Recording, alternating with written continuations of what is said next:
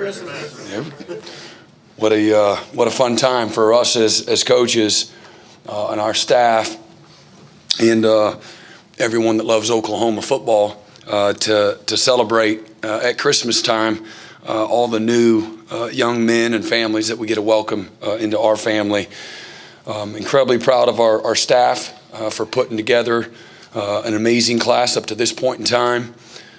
Love the 25 plus guys that we have committed right now.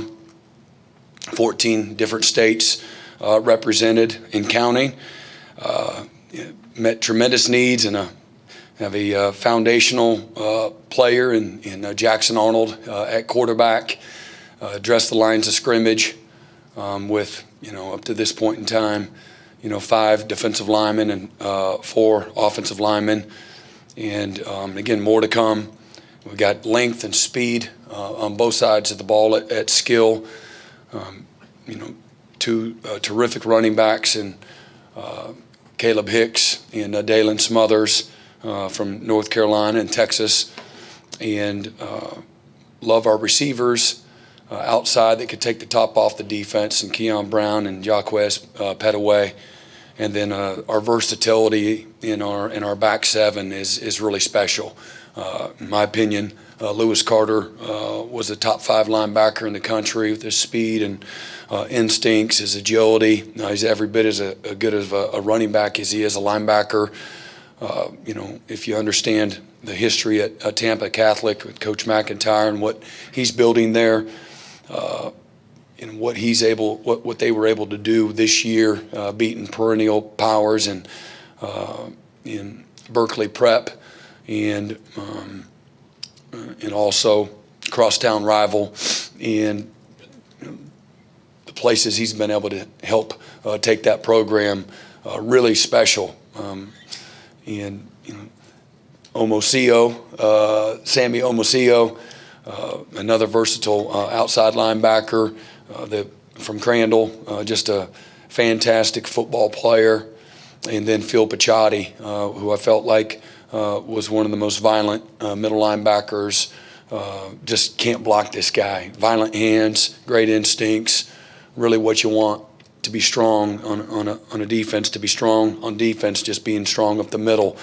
Versatility, I really feel like all of the 6 right now and counting defensive backs, I feel like they all could play corner, safety, dime, 6-pack, nickelback, cheetah.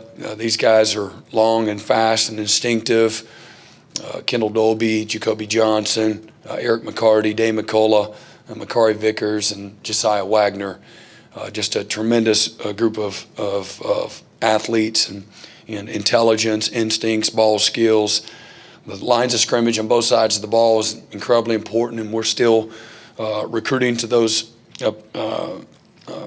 positions. Again, defensive line, generally speaking, and offensive line. We've got 4 great ones on the offensive line. Josh Bates being our first commitment back in August of 21. He's never flinched, and love his belief in, along with all of these recruits and their families, the belief, the stick-to-itness that we ask our players to have all the time. They certainly have represented that because people came at all of them with, you can imagine the dialogue or the, waving money and opportunity at these guys, and they never flinched, and that's just affirmation because, obviously you have to be good enough athletically and talented, but I think that's just the bare minimum. We're really looking for the right people. 18 of the 25 guys that, we're talking about, were former captains, where they come from, great leaders where they're at, excellent students, but just people that have been about commitment, and they understand the hard that it takes to be great, the work ethic that it takes. And, even though there were some storms this season, I know we didn't plan for it to be 6-6. As a matter of fact, we planned for exactly opposite of that. And so despite that, these players and their families, again, never flinched. And had one family, the mama told me, We're not rich, we're not poor, but we're good. And this is about helping my son become a man, helping him chase his dreams, and making sure that he's held accountable to getting his degree. And that's just a breath of fresh air. That's what college should be about. We know there's less than 2% of all college football players ever have a chance to make an opening day roster. And so, the holistic development is a very real thing and something that we take tremendous pride in. It's a huge responsibility and obligation, one we don't take lightly. Matter of fact, we take great pride in doing exactly that. And so, being relational, we found relationship-driven, student athletes and families that wanted to feel connection as opposed to transactions. And so, we're really, really proud and thankful for these young men and their families. And I know I was talking about the offensive linemen, Caden Green, Logan Howland, and Heath Ozida from the great state of Washington, Logan from New Jersey, and Caden Green from Kansas City, and Josh obviously out in the middle of Colorado, out in Durango. Again, I spoke about Caleb Hicks from Denton Ryan.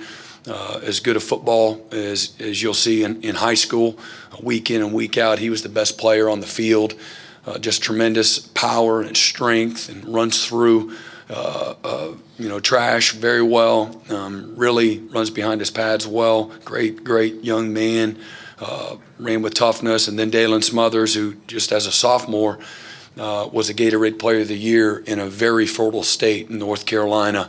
And again, same thing. He's one of the further guys away from Norman, but he never flinched as well. And if you know anything about North Carolina State, in that state, it's not an easy thing to compete with. Trust me. And then defensive line again signed 5 up to this point in time. PJ Adebarwe, just a fantastic young man. His brother. Getting ready to get drafted high, a defensive lineman at Northwestern. But he's broad, he's long, he's all arms and limbs. He can really run, very explosive, natural instincts as a pass rusher. Got a great frame, just south of 230 pounds. Really like where he's at in what his future looks like. Derek LeBlanc is a technician. He's got an old soul to him. As a young man, I think he's been here like 10 times. Just a very relationship-driven young man. Ashton Sanders got a great story. He and PJ, along with Marcus Strong and Taylor Wine, the other defensive linemen, all 4 of those guys were relatively unknown after their junior years, and were guys that developed. And we want to be a developmental program. We don't want to be in a hurry to be the first to offer, the first to get a commitment. We want to make sure we get one that lasts and that's impactful. And those young men they've all got great stories, but Ashton out of LA is a really excellent athlete. Is a bigger guy, just over 300 pounds, and tremendously agile, got great feet. Marcus Strong, again, is a jumbo defensive lineman, can play outside and inside.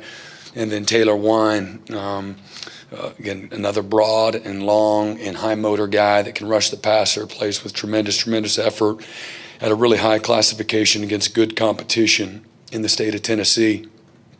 All excellent students, and as I said before, great leaders as well.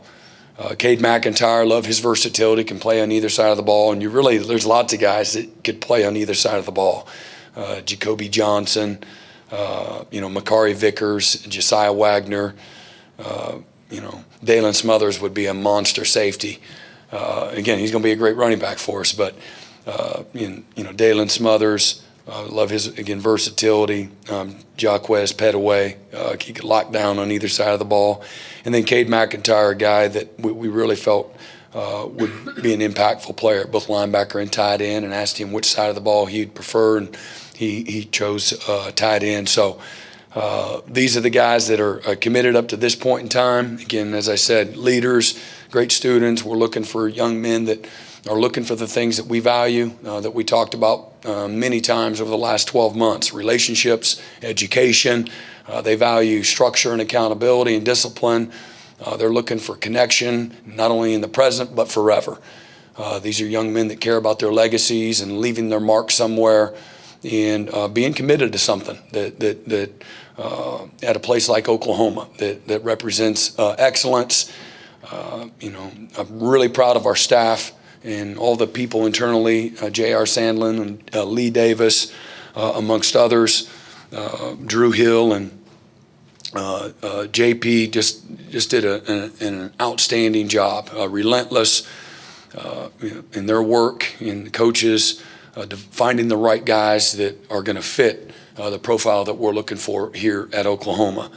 And again, as I said before, feel like there'll be give or take up to 10 additional players by the time it's all said and done when we get to the either the first day of classes of the spring semester, or by the time we get to the February signing date. Again, we have 14 different states represented. We're going to have roughly 20 guys or so be mid-year, and I don't know. And then the other one just here locally, I'm incredibly excited about. Again, Chapman McCowan, another running back. He's represented excellence since he's been, a freshman at Norman North. And regardless of whatever sport he's in, he's dominated. So whether it's wrestling or track, baseball, certainly football, just an outstanding young man, great family, and love the leadership and the toughness that he'll add. He'll be a mid-year as well. Austin Stogner, as y'all are very familiar with, it will be with us as well. And I met Austin maybe my second or third day here, and he just wanted to shake my hand and tell me he was gone. So he'd already made that decision. And once I realized that it didn't matter what I had to say, it was just something that he felt he needed and wanted to do. I wished him well, and but now he's realized he wants to finish his career here at Oklahoma. He felt like this was home, and you'll all have an opportunity at some point in time to interview him, but really felt like this is where he wanted to be to finish his career, and we felt like he could be a tremendous addition. We know the talent, the size, the length, the athlete that Austin is, and what a weapon he can be in our offense. So incredibly excited about him as well. So with that, I'll open it up. Start with Eric Bailey. Brent, I want to ask you just about the defense. Was there a specific grouping that you felt the most needs? And then also, how important is it just not to depend on the portal at times like this, but to build that foundation and get the type of players you did out of the high schools? Well, as you know, we've, between graduation and our own portal, guys that have gotten into the portal, addressing every single position on the team was a need. You don't graduate that many guys and then lose that many guys and not feel like it's important to replace all of them. And so, but that's something that's been in the works for several months, something that, under the current way that the structure is in college football, with the ability for players to leave at any point in time, and certainly for us to have our ducks in a row for what we felt was most important in the portal to address. That's kind of where we're at. So no particular position that was more important than the other. Lines of scrimmages are always incredibly important, and playmakers across the board. Guys that can make plays, competitive plays on offense when the ball's in the air. Guys that are about, doing the same thing on defense. We're looking for runners and looking for guys that like contact. And I just think you can't ever go wrong when you're talking about defensive players, guys that can run and hit. And so guys that, guys that are committed in the classroom, that was really important to all of us as a staff. Usually if guys that have, great ability on the field, but, average, output in the classroom, you're gonna get an inconsistent player. That's been my experience for as long as I've been a coach. So finding, again, young men, whether it's through the portal or from high school, also that were young men that were committed to excellence. Again, finding guys that are captains, guys that the coaches can't say enough amazing things about, guys that were very low maintenance in the initial stages of recruiting.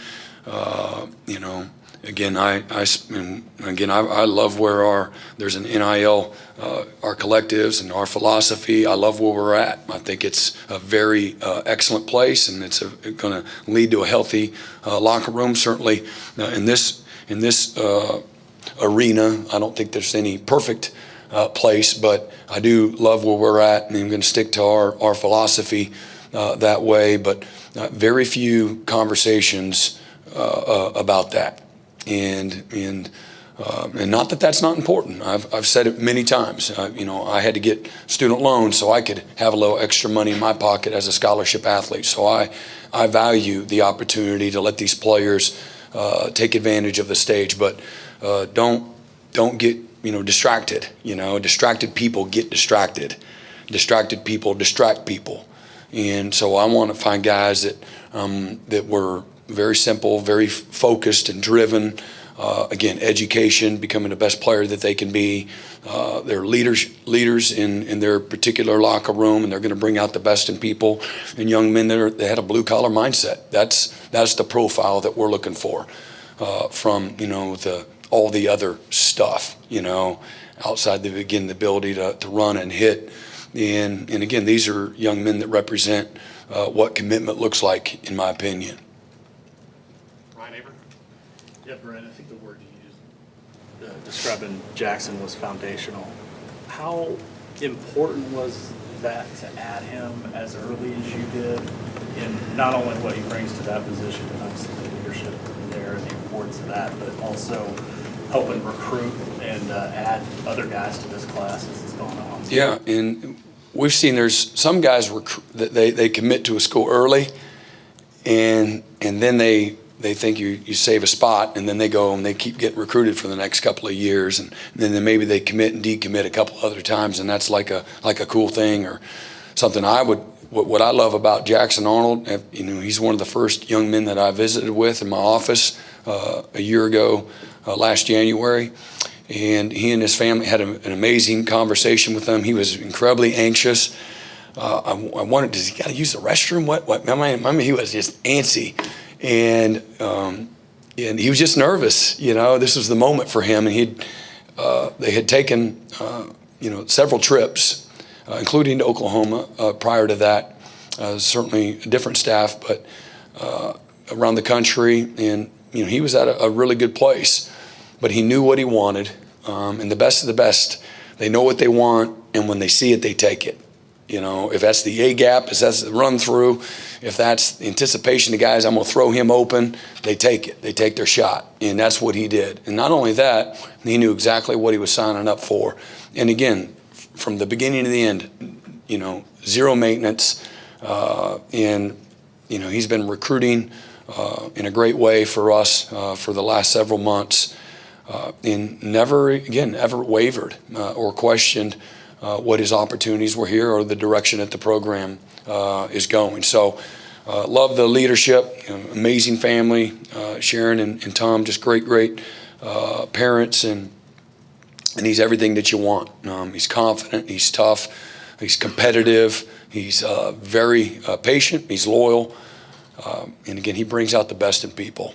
And if he sees an opportunity to learn, all the great qualities that a guy like Dylan has, he sees that as a great opportunity for him to continue to mature and grow as well.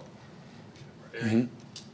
Brent, a full year of recruiting with guys, knowing you're headed to the SEC, how much did that impact, do you think, your salesmanship and their reception to jumping on board? Yeah, that was probably part of every conversation that we had, whether they, instigated that part of the, conversation or we did.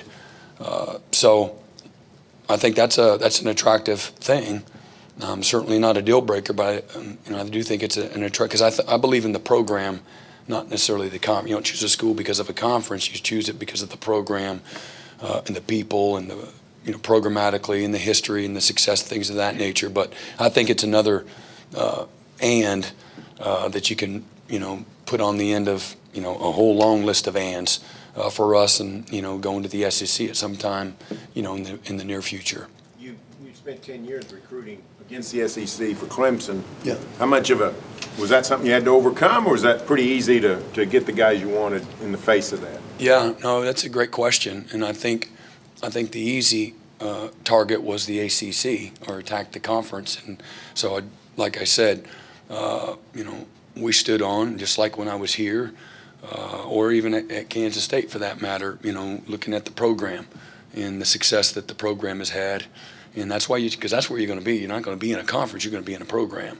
You're going to be in a home. You're going to be with, mentors and what have you. So it was easy for us to recruit, in my opinion, against the SEC. I say easy. Let me go back. It was never easy.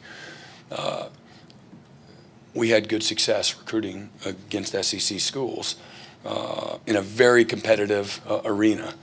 Very competitive, but we had great success, on the field against the SEC, and so I think that lends credibility. Just like Oklahoma, we've done well when we've had our opportunities on that stage against whether it was Auburn or Florida or Alabama.